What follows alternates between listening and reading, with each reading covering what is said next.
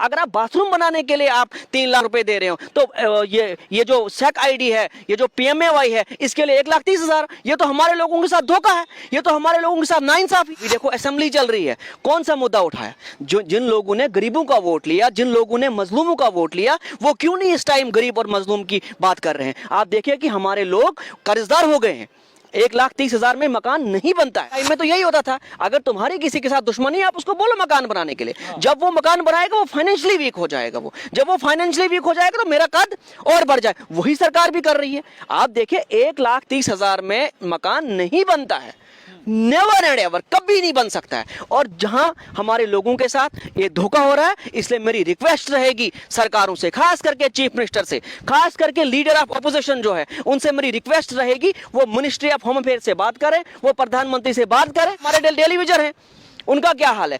आप बताएं मुझे, 300 रुपए की दिहाड़ी दे रहे हो उनको, 300 रुपए की दिहाड़ी में आपने उनकी सैक नहीं बनाई। उनने क्यों नहीं आप उनकी सैक बनाओगे? जब आप दिहाड़ी दे रहे हो उनको, कोई उनको गवर्नमेंट एम्प्लॉय अभी है ही नहीं, वो टेलीविजन है, उनको तो मिलना चाहिए ना पीएमएवाई का मकान, तो उनको मिलना चाहिए। आपने बीपीएल राशन कार्ड उनका काट दिया, या तो उनको परमानेंट करिए ना आप। क्यों नहीं आप उनको परमानेंट कर रहे? आपने हर जगह कहा, आपने पार्लियामेंट के पटल पे कहा, आपने हर स्पीच में कहा कि जम्मू कश्मीर में अगर डेवलपमेंट की रुकावट है दैट इज आर्टिकल 370। अब तो नहीं ना आर्टिकल 370, अब तो खत्म हो गया है।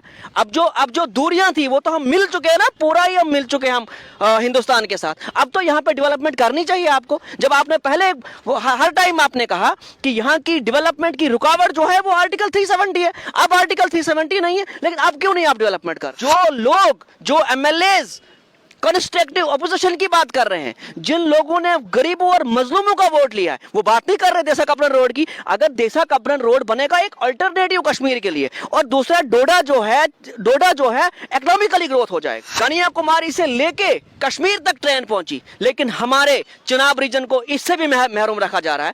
जब कोई बात ही नहीं कर रहा है, बात पहुंचाओ ना आगे। पासपोर्ट के लिए हमारा जितना भी चुनाव रीजन है, चाहे डोडा है, चाहे किश्तवाड़ है, चाहे भद्रवा है, चाहे बलेसा, हमको उधमपुर आना पड़ता है। क्यों?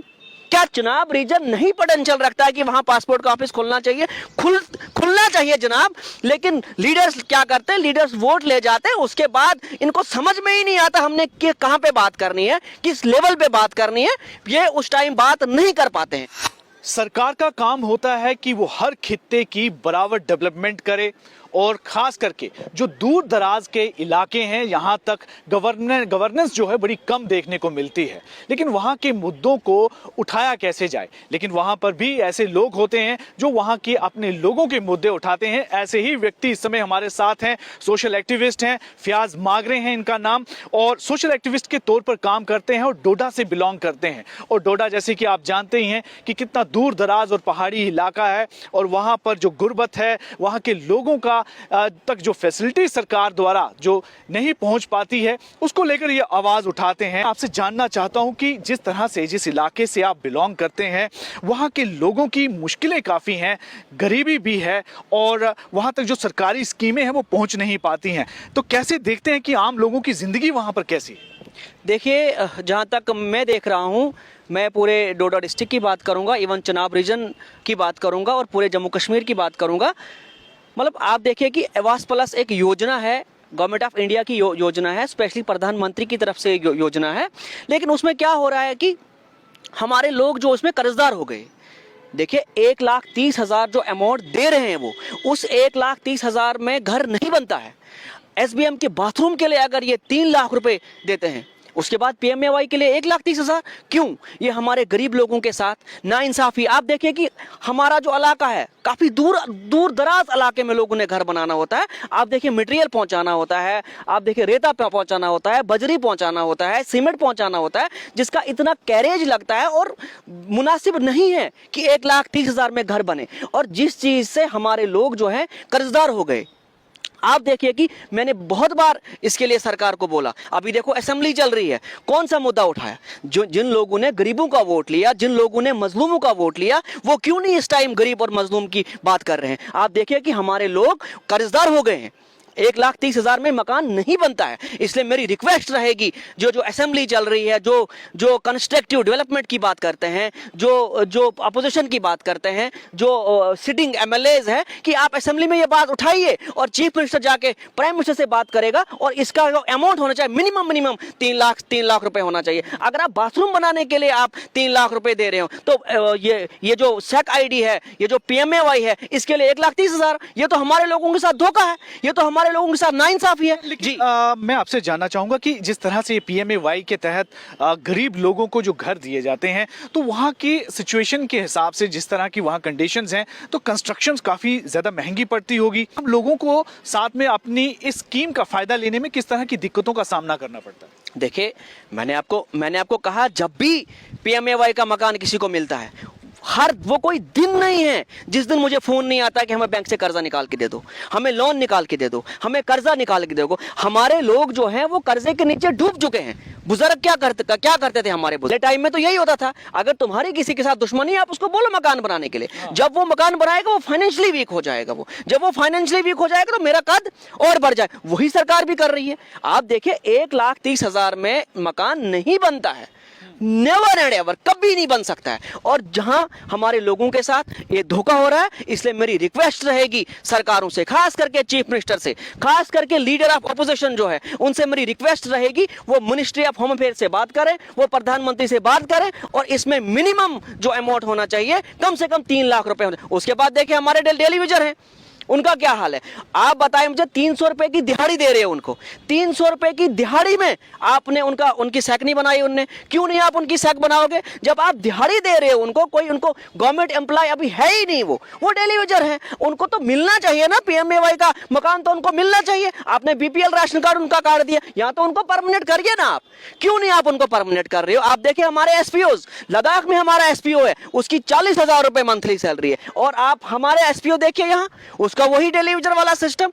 और आप देखिए कि हमारा एसपीओ जो है, क्या कितने टाइम वो ड्यूटी करता है। अभी जिस तरह से सेशन जो चल रहा है, सरकार को आप क्या कहना चाहेंगे कि वहीं पर डेली वेजेस का मामला काफी समय से अटका हुआ है, वहीं पर पीएमएवाई के तहत उनको इस स्कीम से महरूम किया गया है?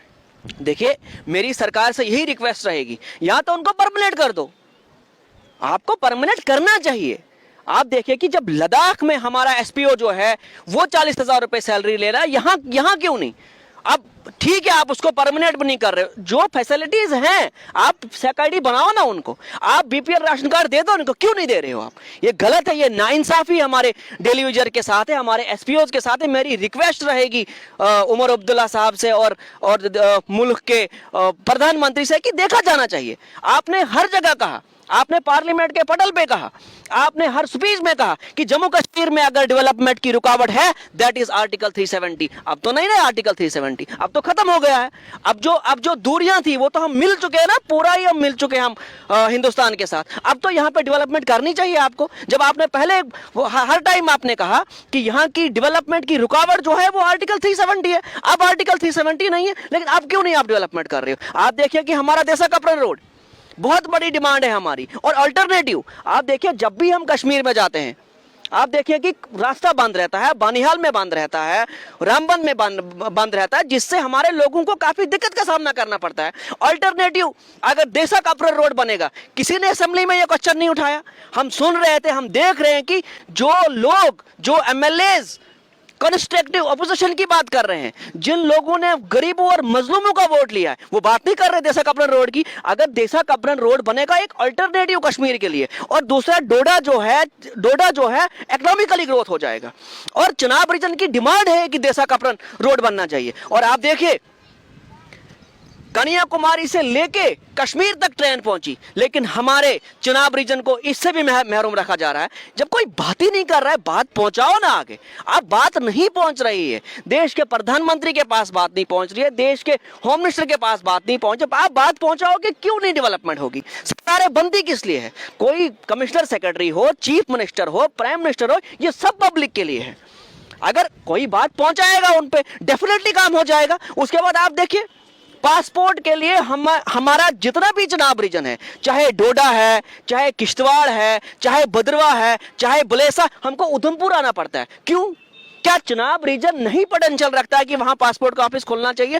खुलना चाहिए जनाब, लेकिन लीडर्स क्या करते हैं? लीडर्स वोट ले जाते हैं, उसके बाद इनको समझ में ही नहीं आता हमने कि कहां पे बात करनी है, किस लेवल पे बात करनी है, ये उस टाइम बात नहीं कर पाते हैं। इसलिए मेरी रिक्वेस्ट रहेगी, जो हमारे एमएलएज हैं, खास करके जितने भी चुनाव रीजन के एमएलएज हैं, इनको अभी असेंबली में क्वेश्चन उठाना चाहिए कि डेली यूजर्स का मसला हल होना चाहिए। पीएमएवाई की सेक आईडी का जो है 1.30 से कम 3 लाख रुपए होना चाहिए, क्योंकि गरीबों ने इनको वोट किया है, मजलूमों ने इनको वोट किया। अगर ये अभी के टाइम में गरीब और मजलूम की बात नहीं करेंगे, फिर जाके फेसबुक पे आगे भाषण दे देंगे, वो चीज मैटर नहीं करती है। मैटर अभी मैटर करती है, जो असेंबली चल रही है वहां आपने गरीब की और मजलूम की बात उठानी है। जी बिल्कुल।